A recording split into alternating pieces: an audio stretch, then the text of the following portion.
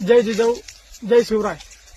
मी सरपंच गणेश भास्करराव काकड, गट ग्रामपंचायत कार्यालय चिखला खंडाळा येथील सरपंच असून काल परवापासून माझ्या गावामध्ये जो काही प्रकार घडत आहे, जी काही चुकीची वातावरण निर्मिती केली जात आहे, त्याची अगोदर सत्यता पडताळून बघणे गरजेचे आहे।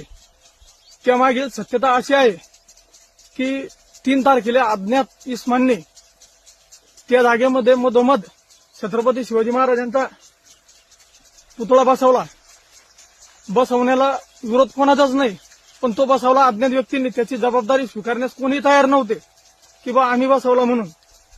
परत आम्ही गावामध्ये त्याच्यानंतर 4 तारखेला आणि 5 तारखेला 2 वेळा मीटिंग घेतली गाव पातळीवर। सर्व गावकरी एकत्र बोलवले, सर्व गावकऱ्यांच्या वतीने ठरले। त्यासाठी मी स्वतः पाटील साहेब, PSI साहेब हे सुद्धा उपस्थित होते मीटिंगमध्ये।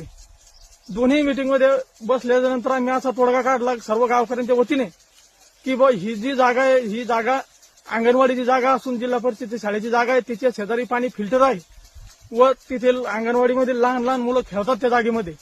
त्यानंतर ती जागा आमच्या गावाचा भौगोलिकदृष्ट्या विचार केला तर आमच्या चिखला गावामध्ये कुठेही 100-200 माणसं बसतील किंवा त्यांचा कार्यक्रम होईल अशी कुठलीही जागा उपलब्ध नाही।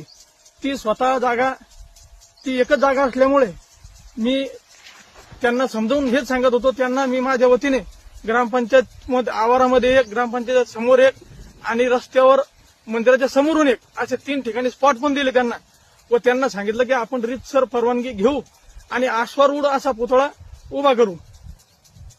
त्या दिवशी आम्ही स्वतः 7,500 रुपये माझ्याजवळ वर्गणी सध्या पण ती जमा आहे।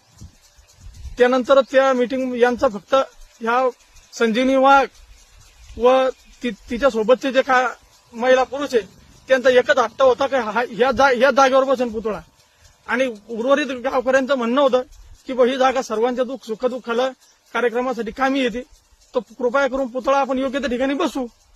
पण तिला हे मान्य नव्हतं। मग परत आम्ही 7 तारखेला रीतसर ग्रामपंचायतच्या वतीने ग्रामसेवक साहेब यांनी FIR फाडला व अज्ञात व्यक्तीविरोधात गुन्हा दाखल केला। त्यानंतर मला स्वतः जोगी साहेब, आमचे SDPO व तहसीलदार साहेब, PSI साहेब यांना SDO साहेबांचे लेखी पत्र आले पुतळा हटवण्याबाबत। पत्र आल्यानंतर 17 तारखेला पत्र आले, पण मी छत्रपती शिवरायांना मानणारा त्यांचा एक पाईक आहे, त्यांच्या विचारावर चालणारा एक पाईक आहे। त्यांचे विचार घेऊनच मी आतापर्यंत माझ्या ग्रामपंचायतचा पूर्ण 4 वर्षाचा